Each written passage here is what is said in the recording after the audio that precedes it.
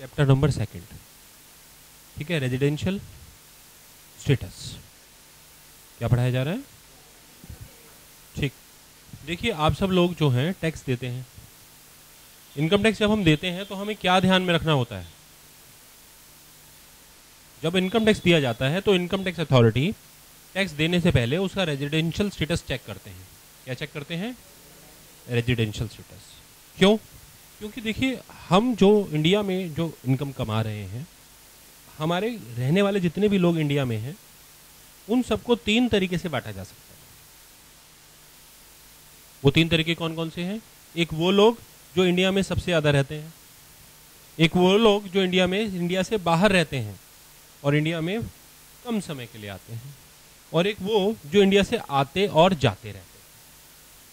मेरी बात समझ में आ गई? तो यहाँ पर इंडिया में रहने के आधार पर अकॉर्डिंग टू रेजिडेंशियल स्टेटस, रहने के आधार पर कितनी कैटेगरी हो गई? 3 कैटेगरी हो गई। नंबर 1 जो इंडिया में रह रहे हैं यानी रेजिडेंट, एक वो जो नहीं रह रहे हैं यानी नॉन रेजिडेंट, और एक वो जो आते जाते रहते हैं, वो भी रेजिडेंट की श्रेणी में आते हैं। तो कितनी क्लासिफिकेशन हो गई? 3 क्लासिफिकेशन हो गई। पहली क्लासिफिकेशन तो आप सब लिखिए, टाइप ऑफ रेजिडेंशियल स्टेटस।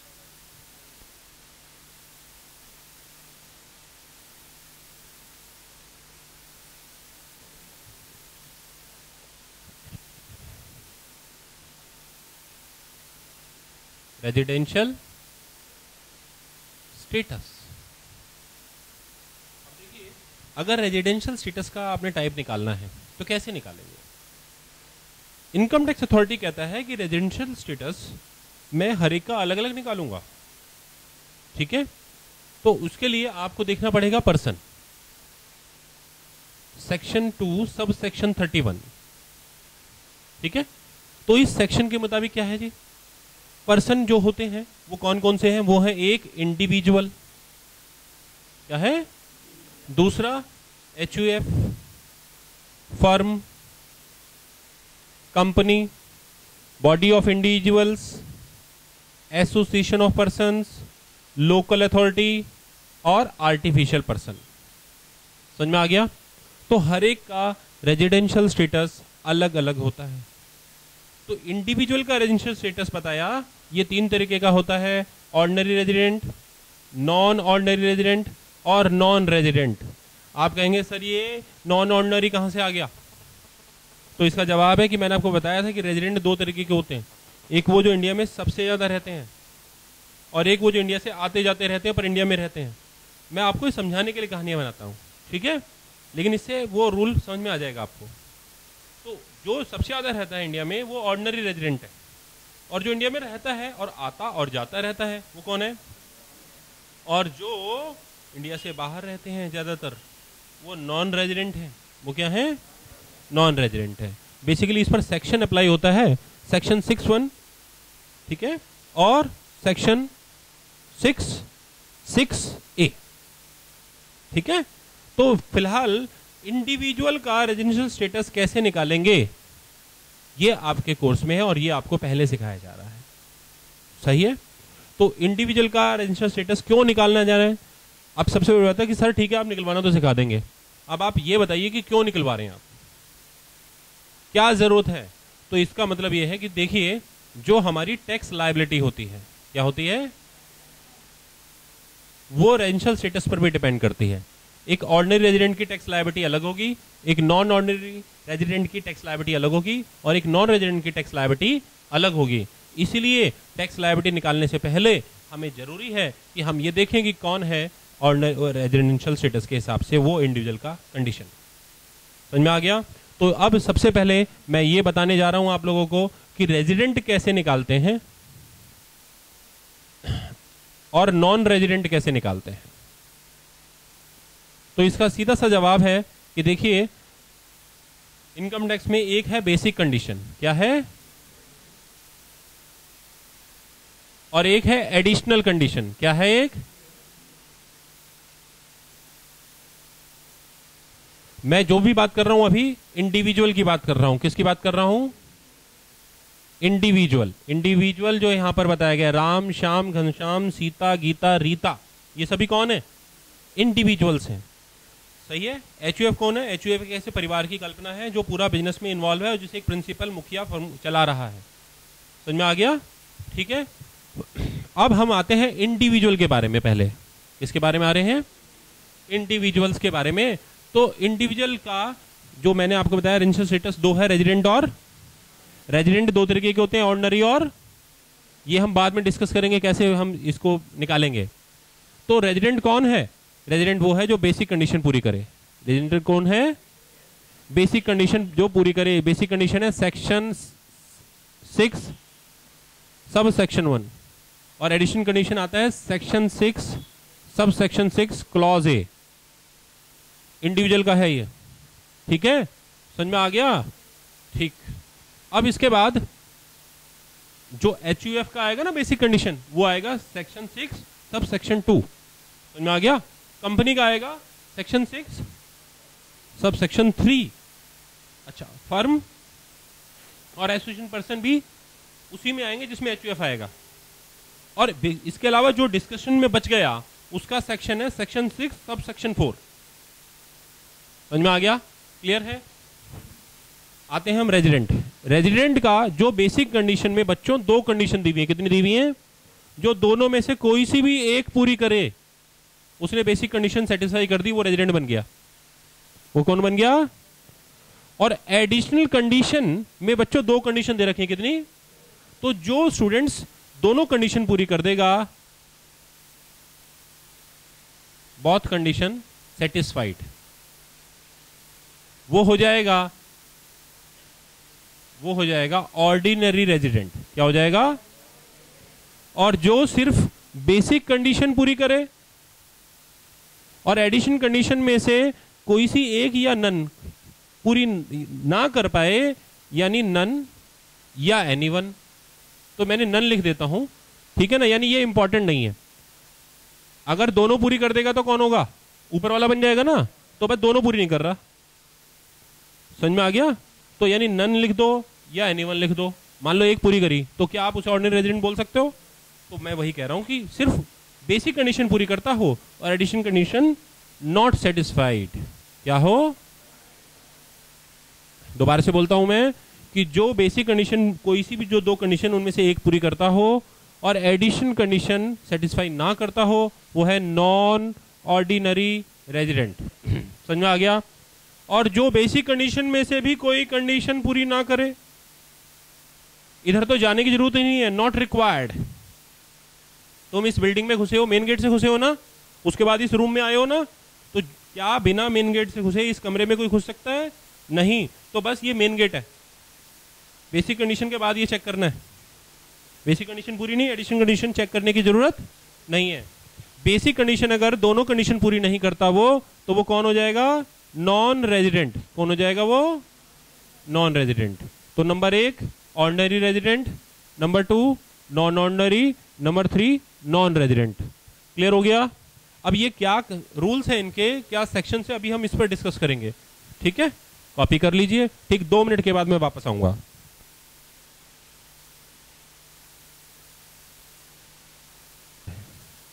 ठीक है, तो हम रेजिडेंशियल स्टेटस जो निकालने जा रहे हैं वो किसके लिए निकालने जा रहे हैं? इंडिविजुअल के लिए। तो इंडिविजुअल के लिए बेसिक कंडीशन 6(1) में लिखा हुआ है। ठीक है, तो उसमें क्या लिखा हुआ है? देखिए, उसमें दो कंडीशन है, पहली कंडीशन और फिर अथवा दूसरी कंडीशन। इन दो में से जो एक पूरी कर देगा वो कौन होगा? वो होगा रेजिडेंट। वो क्या होगा? रेजिडेंट होगा। तो पहली कंडीशन क्या है? पहली कंडीशन ये है कि जो प्रीवियस ईयर होता है जिसके लिए हम इनकम टैक्स निकालने जा रहे हैं, उसमें साल भर में वो 182 डेज के लिए इंडिया में रहा हो। चाहे वो ब्रेक करके रहा हो, कोई दिक्कत नहीं कि जनवरी में अलग, फरवरी में अलग, जनवरी में 5 दिन, फरवरी में 4 दिन, ठीक है ना, अप्रैल में, इस तरीके से जनवरी टू 1 अप्रैल से लेकर 31 मार्च तक। 1 अप्रैल से, तो मतलब ये है कि अप्रैल से लेकर मार्च तक जो डिफरेंट 12 महीने होते हैं हमारे, उनमें अलग अलग डेज काउंट करने हैं अगर दिए हुए हैं तो। और उसका टोटल अगर कितना आ गया 182 डेज, कितना आ गया, अगर 182 डेज आ जाता है तो इसका मतलब है कि उसने बेसिक कंडीशन की पहली कंडीशन पूरी कर दी, वो हो गया रेजिडेंट। वो क्या हो गया, तो बेसिक कंडीशन है कि ही must be in India, he must be इन, ठीक है, फॉर 182 डेज मिनिमम, ठीक है, ठीक है। वो 182 दिन इंडिया में रहा हो, कब, इन प्रीवियस ईयर, इन प्रीवियस ईयर। प्रीवियस ईयर क्या है, ये बेसिक्स में मैंने बता दिया है। प्रीवियस ईयर जिसमें वो इनकम, जिस साल के लिए इनकम निकाल रहे हैं, जिस साल के लिए, उस वाले साल में इनकम भी उसी साल की, डेज भी उसी साल के, तो वो 182 दिन मिनिमम प्रीवियस ईयर में इंडिया में रहा हो तो क्या होगा जाएगा वो। और अगर वो ये पूरे ना कर पाए तो एक सेक्शन और है, उसमें ये है कि प्रीवियस ईयर में 60 दिन, प्रीवियस ईयर में, और प्रीवियस ईयर से पहले के जो ईयर्स हैं उनमें से जो पहले के 4 प्रीवियस ईयर हैं उनमें टोटल मिलाकर 365 पूरे कर दे। यानी वो क्या हो जाएगा, ही must be in India for 60 days minimum and 365 days minimum, यानी ज्यादा हो सकता है, इससे कम नहीं होना चाहिए, 365 days in last 4 previous year,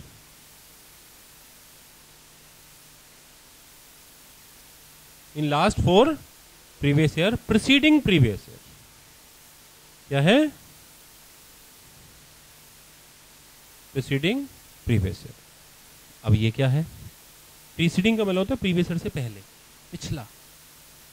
तो जो आपका प्रीवियस ईयर चल रहा है उससे पहले के जो 4 साल हैं उनमें तो 365 पूरे करें, और प्रीवियस ईयर में वो 60 दिन पूरे करे। ही must be in India for 60 days in previous year, in previous year, सही है, कॉमा, और 365 दिन वो उससे प्रीवियस ईयर से पहले के 4 साल में पूरे करे। मैं इसे समझा रहा हूं, देखो सामने देखो,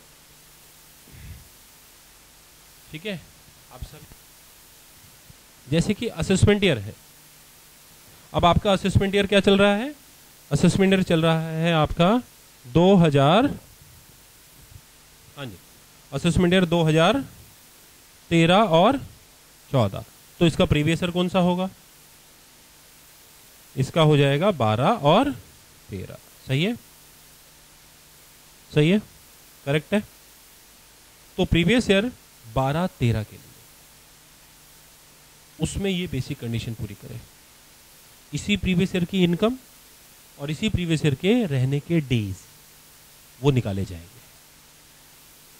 अब इस प्रीवियस ईयर से पहले के प्रीवियस ईयर कौन से हैं, 1, 2, 3 और 4, तो वो कौन से हो गए, 2011-12, 2010-11, 2009-10, 2008-9। इन चारों में वो कितने दिन पूरे करे, पूरे 365 दिन पूरे करे, ठीक है। अगर वो ये इतने दिन पूरे करता है तो वो उसने क्या कर दिया, बेसिक कंडीशन की सेकंड कंडीशन पूरी कर दी, सही है, क्लियर है, ठीक। तो मैं वापस आता हूं कि अगर प्रीवियस ईयर 2012-13 में वो 182 डेज पूरे कर दे तो उसे दूसरी कंडीशन की जरूरत ही नहीं है क्योंकि और लगाया है। पर अगर वो 182 डेज पूरे नहीं करता तो फिर वो इस प्रीवियस ईयर में 60 दिन पूरे करे और इससे पहले के 4 साल में टोटल मिलाकर 365 दिन पूरे करे, 365 डेज। आपको समझ में आ रहा है। अब जरा ध्यान से सुनो कि कोई क्वेश्चन दिया हुआ है और उसमें इस प्रीवियस ईयर में वो सिर्फ 45 डेज के लिए इंडिया में था, कितने दिन के लिए था, तो अब आप दोनों कंडीशन चेक करने की जरूरत नहीं है क्योंकि वो 60 डेज से भी कम हो गया बेचारा, तो अब वो बेसिक कंडीशन पूरी नहीं कर पाया, ऐसी हालत में वो नॉन रेजिडेंट माना जाएगा। ये बातें क्लियर हो गई, सबको समझ में आ गई। लेकिन है ना, कुछ ऐसे एक्सेप्शंस हैं जिनको सिर्फ फर्स्ट कंडीशन ही पूरी करनी है, सेकंड कंडीशन उनके लिए है ही नहीं, ठीक है। There are 3 category of persons person का मतलब यहाँ पे इंडिविजुअल से है कि उनके लिए सेकंड कंडीशन अवेलेबल ही नहीं है।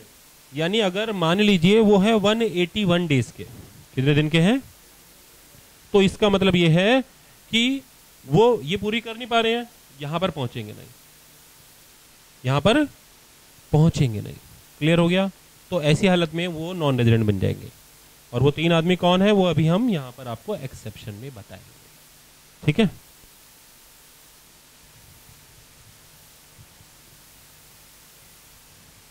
हाँ जी, तो आइए स्टार्ट करते हैं। एक्सेप्शंस। एक्सेप्शंस में 3 तरीके के लोग हैं बच्चों, और अगर ये 3 जो इंडिविजुअल्स मैं बताने जा रहा हूँ वो क्वेश्चन में मिल गए आपको, तो आप समझ जाना, दिमाग खाली कर लेना कि बेसिक कंडीशन में सिर्फ यही कंडीशन है, ये है ही नहीं उस क्वेश्चन के लिए। और वो 3 तरीके के आदमी कौन है? नंबर 1, कोई भी ऐसा आदमी जो इंडियन शिप्स पर सर्विंग कर रहा है। ठीक है? Any individual serving on Indian ships. ठीक है? तो अगर कोई भी जो इंडियन शिप्स हैं उन पर जॉब करता है as a service crew member, as a service crew member मतलब सेवा कर्मी। ठीक है? तो जो वहाँ पर सर्विस के स्टाफ में है, तो उस आदमी के लिए, उस इंडिविजुअल के लिए सिर्फ यही कंडीशन है, ये कंडीशन अवेलेबल ही नहीं है। समझ में आ गया? और उसके बाद any individual leaving India for employment purpose, for employment, जो लोग नौकरी के लिए ये देश छोड़ रहे हैं इंडिया, इस प्रीवियस ईयर में, जिस प्रीवियस ईयर की आप पढ़ाई कर रहे हैं फिलहाल, ये प्रीवियस ईयर के लिए, तो ऐसी हालत में अगर वो इस ईयर में इसलिए गए हैं क्योंकि वो नौकरी के वास्ते जा रहे हैं, बिजनेस के वास्ते जा रहे हैं, तो वो भी एक्सेप्शन कैटेगरी में आ गए, उनको भी ये कंडीशन पूरी करनी पड़ेगी। आप लोग बाहर जाकर जॉब करते हैं, आप इस कैटेगरी में आ गए। या आप लोग इंडिया में बिजनेस चलाते हैं और आप बिजनेस पॉइंट ऑफ व्यू से इंडिया से बाहर जा रहे हैं, यानी वहाँ पर आपका जो जाना है वो क्या है, बिजनेस पॉइंट ऑफ व्यू। देखिए, जब हम बाहर जाते हैं तो हमें जो है बाहर जाने के लिए, कंट्री के लिए क्या लेना पड़ता है, वीज़ा लेना पड़ता है। तो ऐसी हालत में उसके कई कोड्स होते हैं, उसके कई कोड्स हैं। जैसे कि आप किस लिए जा रहे हैं जी, मैं घूमने जा रहा हूँ, तो ट्रैवल वीज़ा हो गया वो। ठीक है? आप क्यों जा रहे हैं जी, बिजनेस पॉइंट ऑफ व्यू से जा रहे हैं, तो वो कमर्शियल वीज़ा हो गया। बात है इसमें। जी आप किस लिए जा रहे हैं जी, मैं पढ़ने जा रहा हूँ, तो वो स्टडी वीज़ा हो गया। तो जो कैटेगरी का वीज़ा होता है उससे पता लग जाता है कि वो किस लिए जा रहा है। पॉइंट क्लियर है? तो अब ऐसी हालत में जो एम्प्लॉयमेंट पर्पज़ के लिए अगर कोई जाता है, कमर्शियल वीज़ा पे जा रहा है, बिजनेस पॉइंट ऑफ व्यू से जा रहा है, चाहे वो बिजनेसमैन हो या आप बाहर जॉब करने के लिए जा रहे हैं, तो आप इस कैटेगरी में आते हैं। और फिर ऐसी हालत में आपको सिर्फ यही कंडीशन पूरी करनी है। अगर आप ये कंडीशन पूरी नहीं कर पाए तो आप माने जाएंगे नॉन रेजिडेंट। समझ में आ गया? क्या माने जाएंगे? और तीसरा है एनी इंडिविजुअल्स, एनी इंडिविजुअल, ठीक है, of Indian origin, of Indian origin, visiting in India, visiting in India, ठीक है, इन द प्रीवियस ईयर। तो सबसे पहली बात, इंडिविजुअल तो आप जानते हैं। इंडियन ओरिजिन पहले बताऊंगा। इंडियन ओरिजिन का मतलब है जिसके दादा या परदादा इंडियन थे। ठीक है? इंडियन ओरिजिन वो है जो पार्टीशन से पहले, ठीक है, जिनके दादा परदादा इंडिया में रहते थे, वो कौन है? Indian origin. मेरी बातें समझ में आ गई? जैसे अभी लेटेस्ट अगर बात करें तो कुछ इंडियन ओरिजिन के नाम जैसे कौन कौन से हैं? अभी सुनीता विलियम्स आई हुई थी अभी, अमेरिकन, ठीक है, वो इंडियन ओरिजिन की हैं क्योंकि उनके जो दादा परदादा थे वो इंडिया से बिलोंग करते थे। ठीक है? तो और जैसे मोंटी परेसर इंग्लैंड का क्रिकेटर है, बॉलर है, तो वो इंडियन ओरिजिन का है। क्यों है? क्योंकि वो लोग, उसके जो दादा परदादा थे, वो पार्टीशन से पहले इंडिया में रहते थे। समझ में आ रहा है आप लोगों को? तो ये इंडियन ओरिजिन हो गया। पॉइंट क्लियर हो गया? रविशंकर की जो लड़कियां हैं, नोरा जोन्स, वो क्या है, इंडियन ओरिजिन। ठीक है, इंग्लैंड क्रिकेट टीम का पुराना वाला जो कैप्टन था नासिर हुसैन, इंडियन ओरिजिन। समझ में आ रहा है, पार्टीशन से पहले यहाँ पर रहते हैं वाले। और अब हम इसके बाद आते हैं कि विजिटिंग इन इंडिया का क्या मतलब है। विजिटिंग इन इंडिया का मतलब है कि पूरी दुनिया से आए, ये है इंडिया बना दिया मैंने, ठीक है, और बाकी सारी दुनिया है। तो बाहर से आ रहा है इंडिया में, लेकिन वापस जाने के लिए, लेकिन यानी जो इस इरादे से आ रहा है कि मैं तो इंडिया में ही, वो इंडिया में ही रहना चाहता है, तो उसे बोलते हैं बेटा सेटल्ड। क्या कहते हैं, तो क्वेश्चन में लिखा होगा कि एनी पर्सन, ठीक है ना, कोई भी इंफॉर्मेशन दे देगा, ठीक है, और intended to settled in India for this purpose he is coming in previous year. तो इसका मतलब ये है कि वो एक्सेप्शन की कैटेगरी में नहीं आया, भले ही वो इंडियन ओरिजिन का है, क्योंकि वो विजिटिंग करने नहीं आ रहा, वो सेटल्ड होने आ रहा है। तो उसके लिए बेसिक कंडीशन की दोनों कंडीशन अवेलेबल होंगी। समझ में आ गया आप लोगों को, करेक्ट हो गया यहाँ तक। और अगर वो इंडिया में आ रहा है और वापस जाएगा तो वो विजिटिंग इन इंडिया कॉन्सेप्ट हो गया। तो ऐसी हालत में उसके लिए एक्सेप्शन कैटेगरी हो गई, और वो क्या होगा, हैं जी, उसको फिर ऐसी हालत में फर्स्ट कंडीशन ही पूरी करनी पड़ेगी। ये बातें समझ में आ गई, क्लियर है। अब मैं आपको इसी में कुछ मिक्स करने जा रहा हूँ। अमिताभ बच्चन जी के शो में कौन बनेगा करोड़पति में क्वेश्चन पूछे जा सकते हैं आपसे। जरा एक काम करते हैं, ये 182 दिन जरा पूरे तो करें। प्रीवियस ईयर 1 अप्रैल से स्टार्ट होता है, जल्दी से कैलकुलेट करके बताइए कौन सी डेज में आएगा, मुझे तो मालूम है। और 31 मार्च नेक्स्ट ईयर को ये फिनिश होता है। तो अप्रैल में आपके कितने दिन हो गए जी, ठीक है 30, मई में 31, जून में, जुलाई में और अगस्त में 31।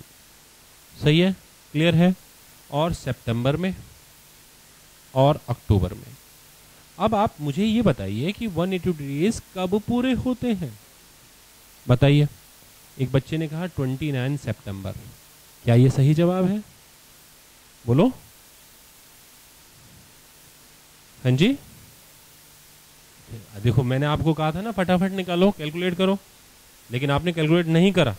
ये पढ़ने की अप्रोच जरा ठीक करो, क्लास में आगे बढ़ने की आदत डालो, पीछे रहने की आदत मत डालो, वरना भीड़ में ही रह जाओगे। आई बात समझ में। तो 29 सितंबर,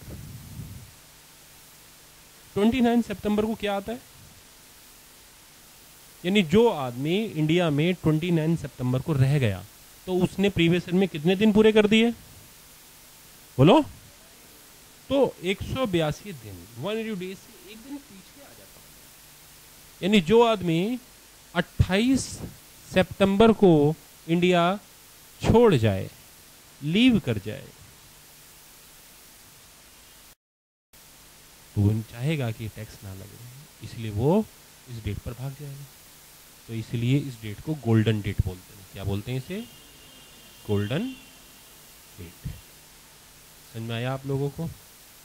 कौन बनेगा करोड़पति में कौन पूछेंगे, अमिताभ बच्चन जी पूछ सकते हैं, तो ये याद रखिएगा एक बात। दूसरी बात, इंटरनेशनल फ्लाइट्स जो हैं इस डेट पर सबसे ज़्यादा बिजी होती हैं, सबसे ज़्यादा वेटिंग इसी डेट पर होती है, टिकट नहीं मिलेगी, क्योंकि जो लोग हैं वो सब अपना बुकिंग दे देते हैं। समझ में आ गया। इसलिए ये एक जनरल नॉलेज वाला क्वेश्चन हो गया अब इनकम टैक्स में। समझ में आ गया, क्लियर है। तो अभी अभी हमने बेसिक कंडीशन पूरी करी, और अब हम इसके बाद शुरू करने वाले हैं additional condition, section 6 sub section 6 sub clause A.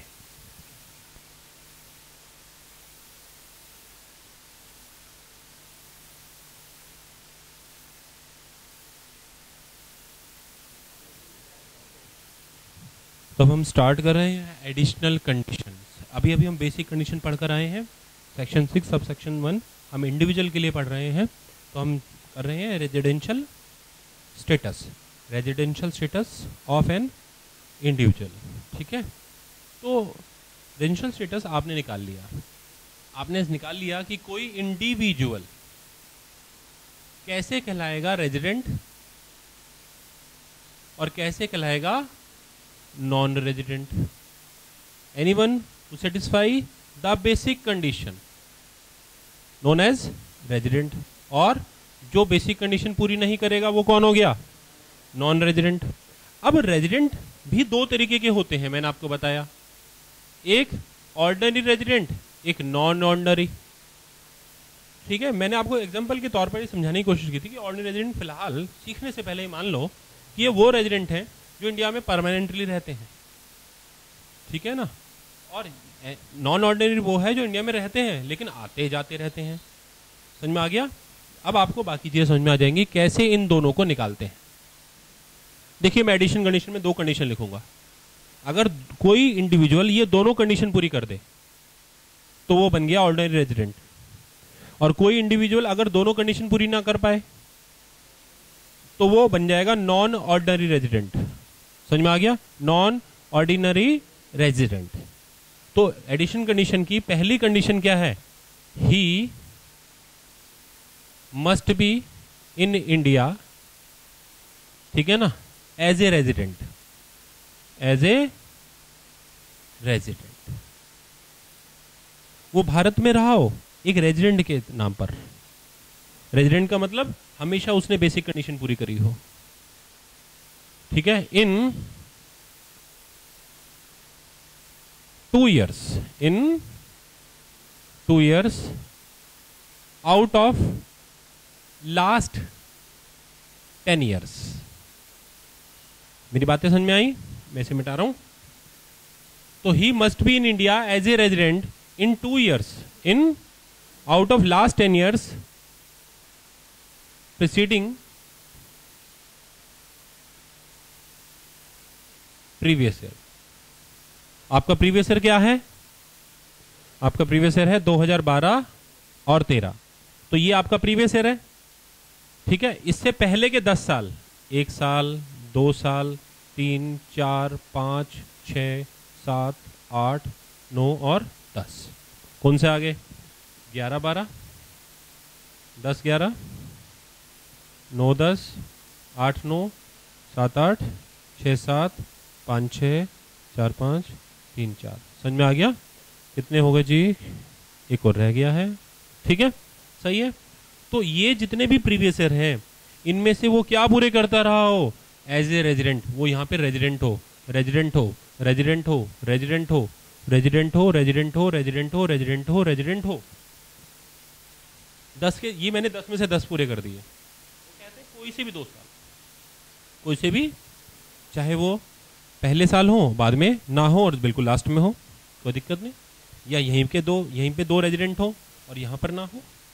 अब आप कहेंगे सर रेजिडेंट कहाँ? अरे रेजिडेंट का वही बेसिक कंडीशन पूरी करता हो, यानी कि वो क्या कितने दिन पूरे करता हो? यानी वो इतने दिन में 182 डेज रहा हो। और अगर 182 डेज पूरे ना रहा हो सर, अरे तो फिर तो नियम तो तुम्हें मालूम ही है कि 60 दिन, और इससे पहले के जो 4 साल हैं उनमें 365 दिन। तब वो इसमें माना जाएगा रेजिडेंट, ना कि बाकियों में। अगर वो यहां पर 60 से ज्यादा पूरे कर रहा है और इससे पहले के 4 सालों में 365 पूरे कर रहा है तो वो यहां पर रेजिडेंट माना जाएगा। समझ में आ रहा है आप लोगों को? तो यानी मैं क्या कह सकता हूं? ही must B A resident in India in 2 years out of last 10 years preceding previous year, preceding previous year। If he satisfy this condition, it means he is satisfying first of the additional condition। And what is the second condition? Second condition साथ में पूरी करनी पड़ेगी जनाब। क्या करनी पड़ेगी? साथ में, एंड है ये, ना कि और। वो क्या है कि he must be in India for 730 days। कितने दिन? ठीक है, in last 7 years preceding previous year. यानी प्रीवियस ईयर से जो छोड़कर जो पहले के 7 साल हैं, मैं फिर अब वो प्रीवियस ईयर में तो हमें क्या देखिए ना, बार बार ये क्यों लिखा जाता है preceding previous year, preceding previous year? क्योंकि प्रीवियस ईयर के लिए तो बेसिक कंडीशन चेक होती है ना, और बेसिक कंडीशन प्रीवियस ईयर के लिए चेक होती है। और प्रीवियस ईयर को छोड़कर जो उसके बाद के सारे प्रीवियस ईयर है उनके लिए एडिशन कंडीशन चेक होती है। तो प्रीवियस ईयर को छोड़कर जो 7 साल हैं उनमें वो 730 दिन पूरे करते हैं, 730 डेज। सही है, पॉइंट क्लियर है, एडिशन कंडीशन कंप्लीट होती है।